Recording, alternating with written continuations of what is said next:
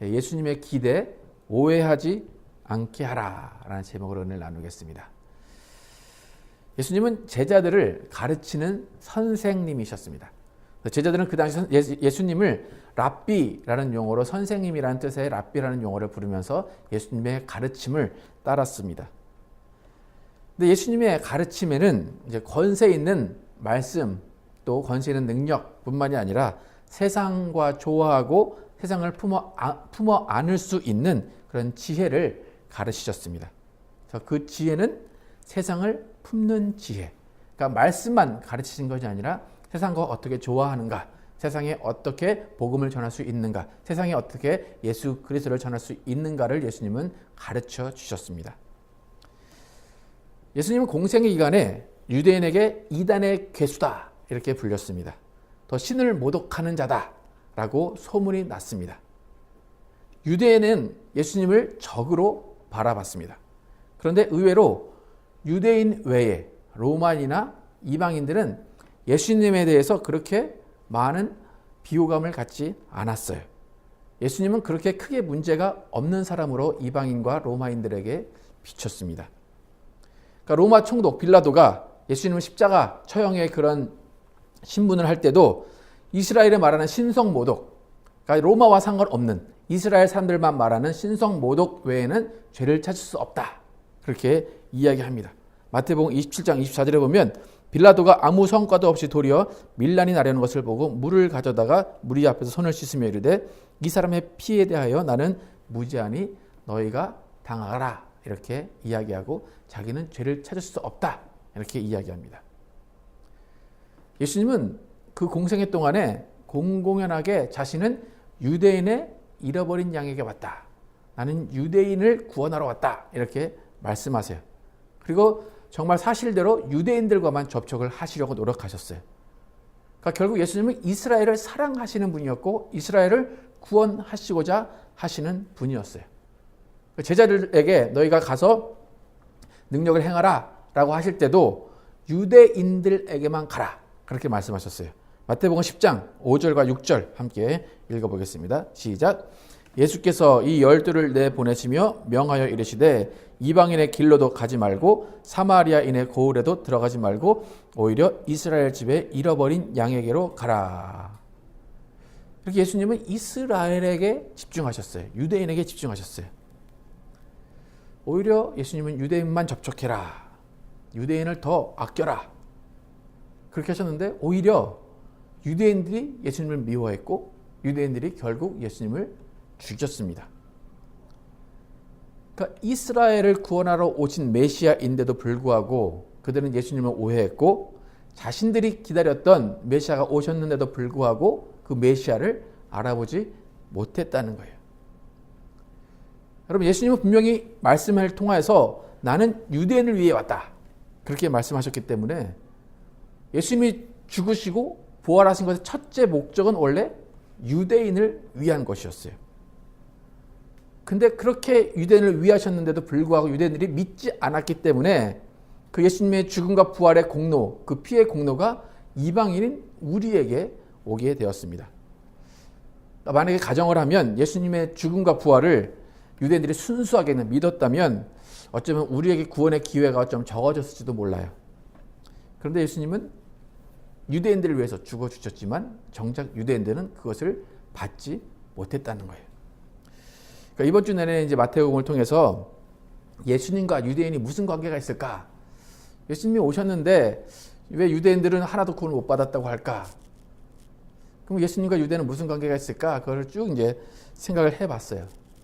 근데 좀 이렇게 결론이 난 것이 뭐냐면 되게 의외로 간단했어요. 예수님은 유대인의 메시아로 오신 분이에요. 우리는 지금 어떻게 생각하냐면 예수님이 우리를 위해 오신 것처럼 생각을 해요. 우리의 메시아로 오셨다. 근데 사실 예수님의 생애만 보면 예수님은 유대인들만 위해 오셨어요. 유대인들의 메시아로 오셨어요. 근데 그들이 거부한 거예요.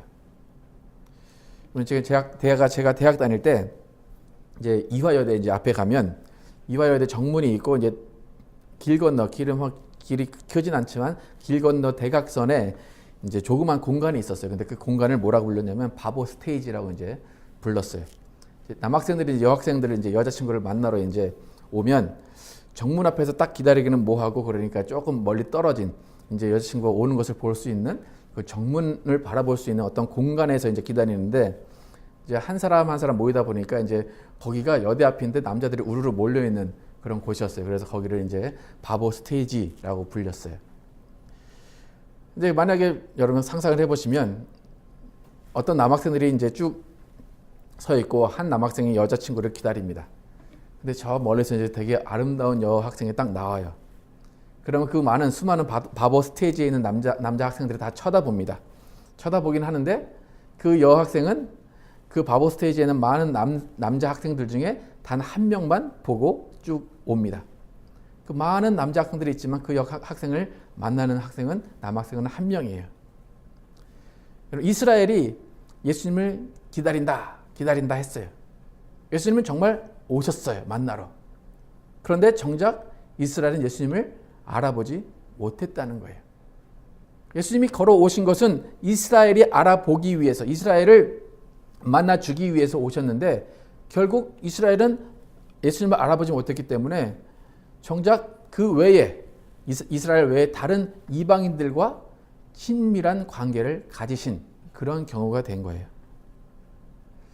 여러분 상상을 해보시면 원래 이스라엘이 메시아를 알아봐야 되는 게 정상이에요. 정말 수백 년, 수천 년 동안 예수님을 연구하고 메시아를 연구하고 기다리고 성경을 연구했어요. 그렇게 연구했다면 예수님의 오심 그것을 보고 몰라볼 수가 없다는 거예요. 또 예수님은 직접 오셔가지고 그들에게 성경을 가르치셨어요. 이렇게 메시아가 온다고 했지? 이렇게 메시아가 올 거야. 근데 직접 나다 얘기는 안 하셨지만 이미 모든 힌트를 다 주셨어요.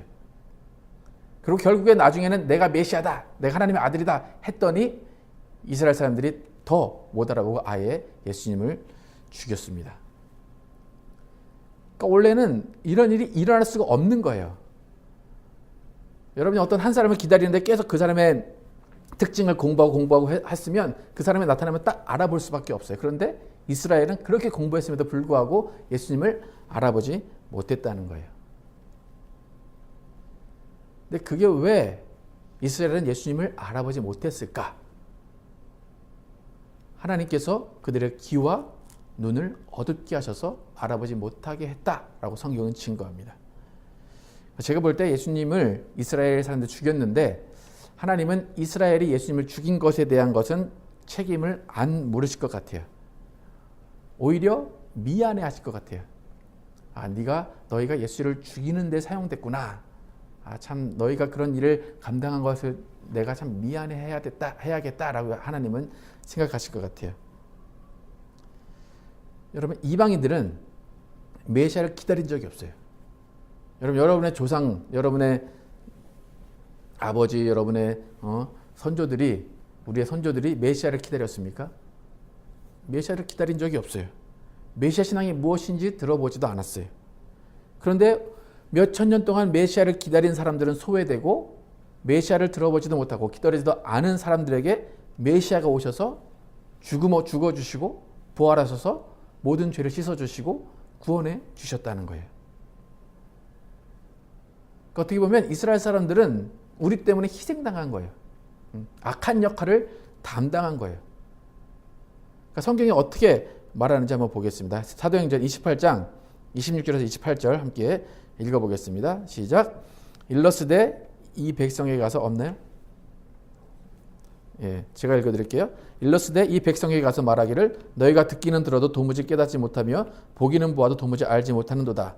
이 백성들의 마음이 완악하여져서 그 귀로는 둔하게 듣고 그 눈을 감았으나 이는 눈으로 보고 귀로 듣고 마음으로 깨달아 돌아와 나의 고침을 받을까 함이라 하였으니 그런즉 하나님이 이 구원을 이방인에게로 보내신 줄 알라. 저희는 또한 들으리라 하더라. 하나님이 귀를 어둡게 하고 눈을 어둡게 하셨다는 거예요. 그 이유는 이방인을 구원하시기 위해서. 자신들은 무슨 일을 하는지도 모르면서 악역을 자처해서 예수를 십자가에 못 박아라 이 얘기를 해요. 근데 하나님이 이스라엘에게 예수를 죽이는 그 악역을 맡기신 것은 깊은 의미가 있어요. 이스라엘이 악역을 맡을 수 있는 조건이었다는 거예요. 그래서 무슨 말인가 하면 하나님은 이스라엘을 선택하셨어요. 선민으로. 그래서 네가 어떤 일을 하든지 내가 시키는 어떤 일을 하든지 너는 내 민족이야. 너희는 내 사람이야. 하나님은 그것을 확실하게 하셨다는 거예요. 그래서 내가 이런 일을 하려고 하는데 너희가 그 일을 좀 해줘야겠어. 근데 너희가 그 일이 악한 일이지만 그 악한 일을 해도 내가 너희를 버리지 않을 것이고 나는 항상 너의 하나님이 될 거야 라고 하나님은 이스라엘에게 말씀하셨다는 거예요. 이스라엘은 이방인의 구원에 선택이 되었고 이방인의 구원을 위해서 사용이 된 민족이에요. 그들의 완악함과 그들의 아둔함과 그들의 냉정함이 이방인의 구원의 사역이 시작될 수 있었다는 거예요. 결국 예수님의 인생은 유대인에게 집중되는 인생이었지만 오히려 그러한 예수님의 모습 속에서 유대인들이 오히려 예수님을 싫어해 줬기 때문에 이방인들에게는 예수님에 대해서 부정적인 이미지를 가질 시간이 없었어요. 왜냐하면 예수님이 접촉을 안 하셨기 때문에. 오히려 이방인들의 마음에는 총독도 아무 죄 없다고 하는 그 예수를 왜 죽이냐? 병도 고쳐주고 가난한 자들 도와주는 그 예수를 왜 싫어하냐? 그런 어떤 예수를 오히려 반기는 그런 마음이 있었다는 거예요. 예수님이 화를 내신 장면들이 많이 나옵니다. 성경에. 근데 예수님이 화를 내신 장면은 이방인들이나 로마인들에게 하신 것이 아니라 유대인들, 그러니까 바리새인과 사두개인 같은 유대인들에게 화를 내셨다는 거예요. 그러니까 로마인들이나 이방인과 절대 갈등이 없으셨던 분이에요. 여러분 혹시 이제 부부간의 갈등이 일어날 때 가장 큰 이유 중에 하나가 뭐냐면 당신은 왜 다른 사람에겐 잘하는데 나한테는 못해? 이제 그렇게 아마 이야기를 할 때가 있어요, 그죠? 나한테는 그렇게 안 해줬으면서 왜 다른 사람한테는 그렇게 해줘? 라고 이제 그런 말을 많이 하실 거예요, 그죠? 좀 제 입장에서 말하는 겁니다, 남자 입장에서. 예.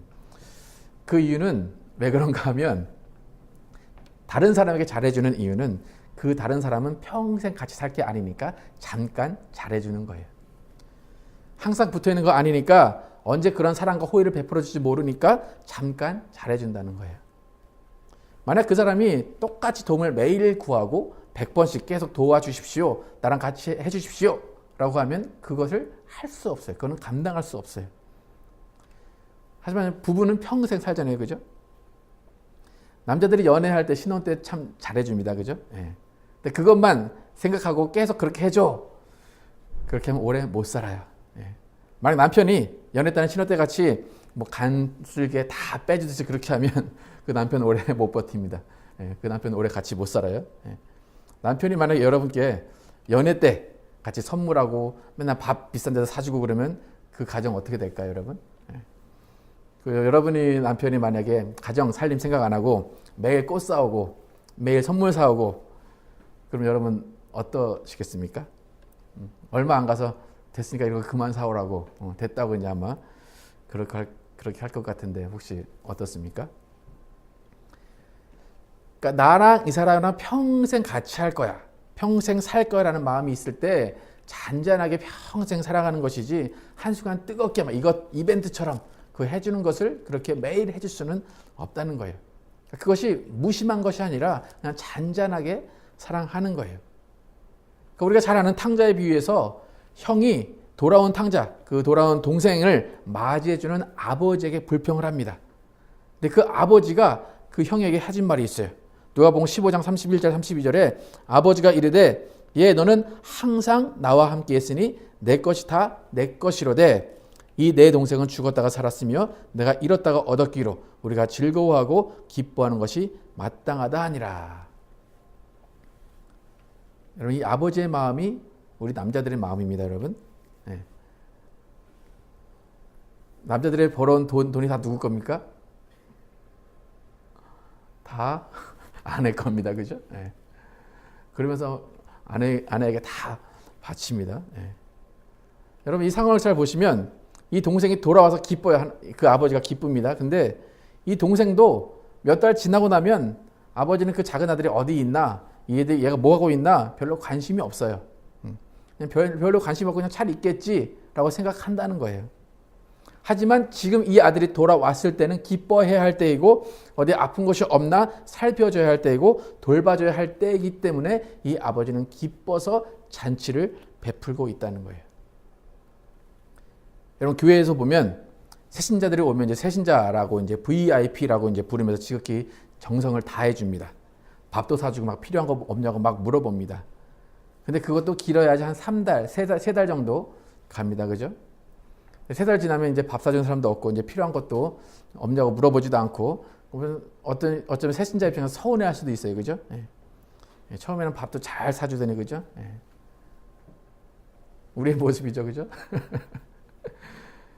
그런데 그게 당연한 거예요.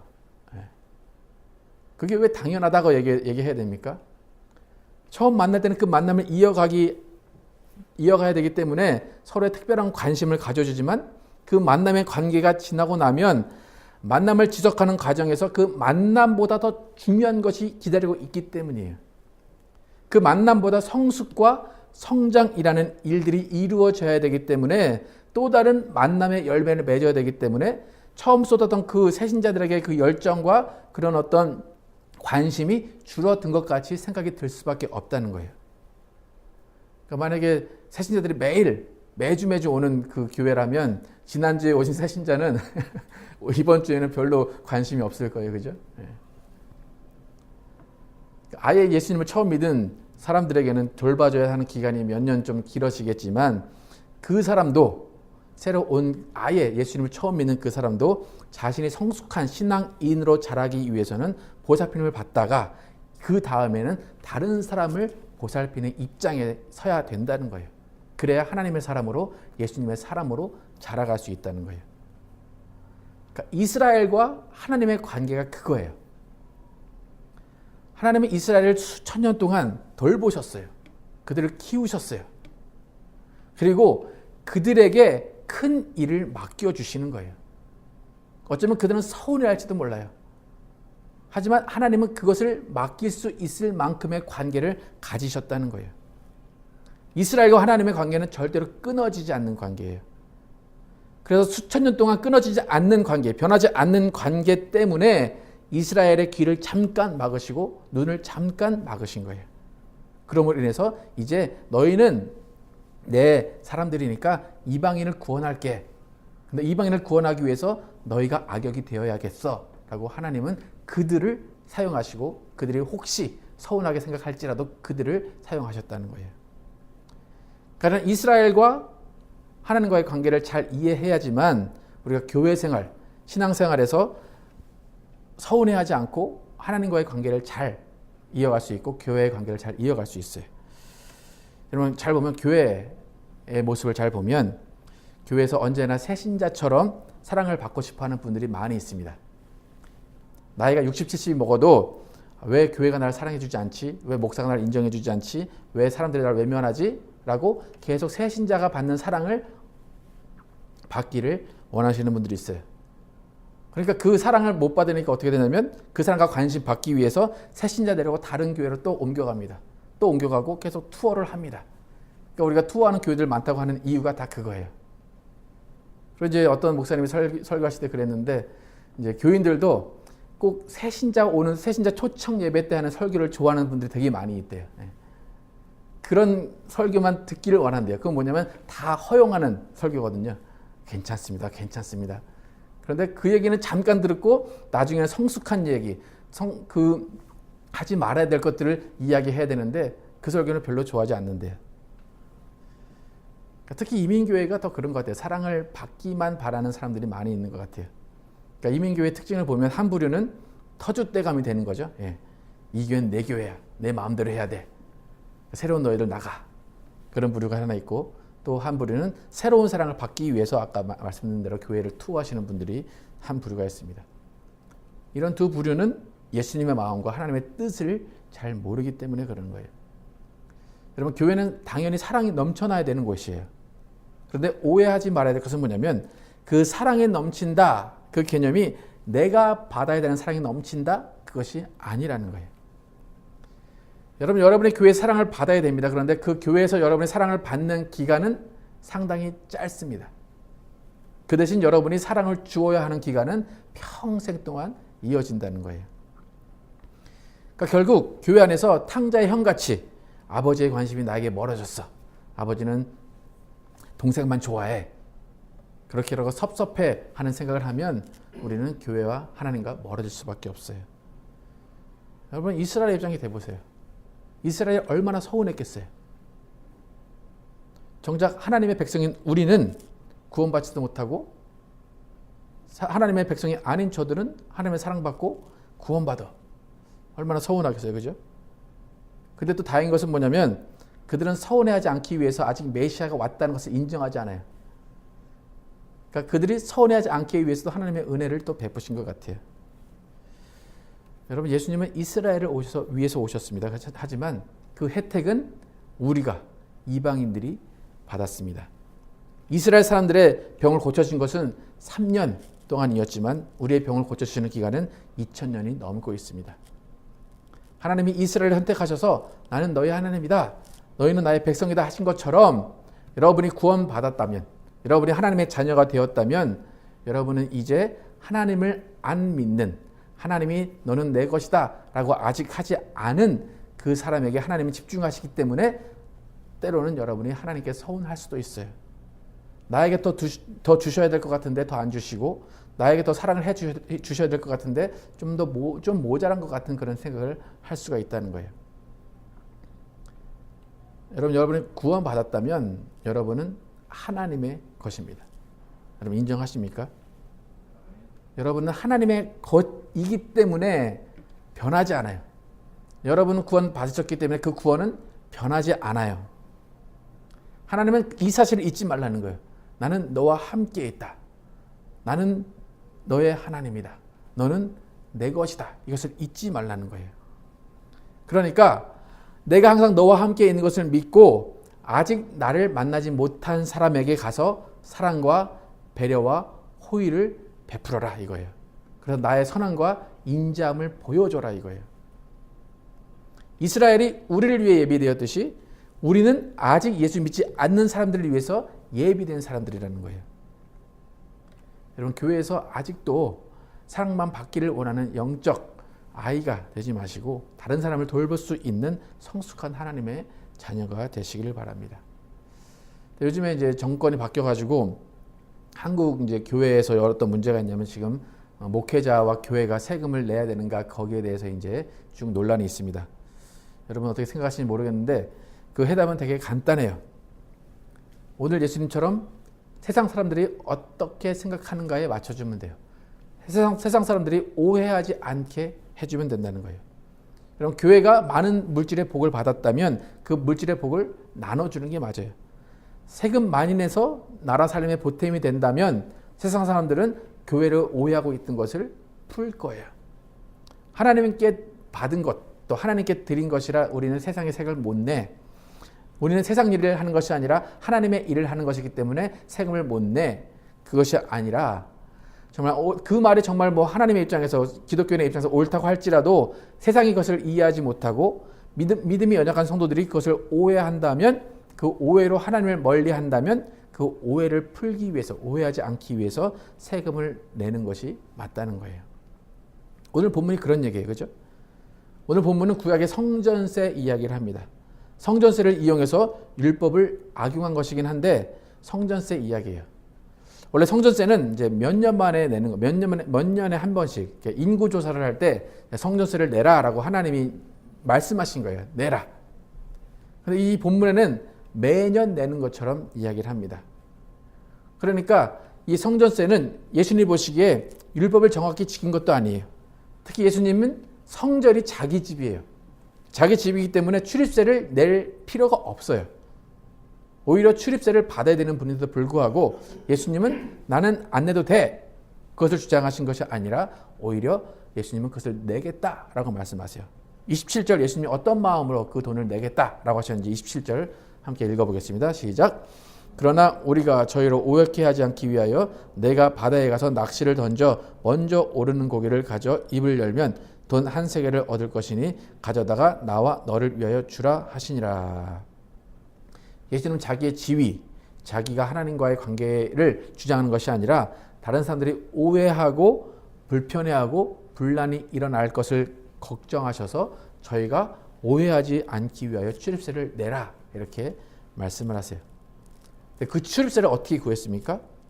물고기 안에서 구하셨어요. 그러니까 하나님이 그것을 주셨다는 거죠. 하나님도 동의하셨다는 거예요. 출입세 내라. 내가 정한 율법이지만 일단 내라. 그들이 잘못하고 있지만 내라 그거예요. 여러분 우리 신앙에서 옳은 것이 지키는 것은 맞아요. 그죠? 목숨 걸고 지켜야 되는 것 맞아요. 신앙의 정절이 있어야 되는 건 맞아요.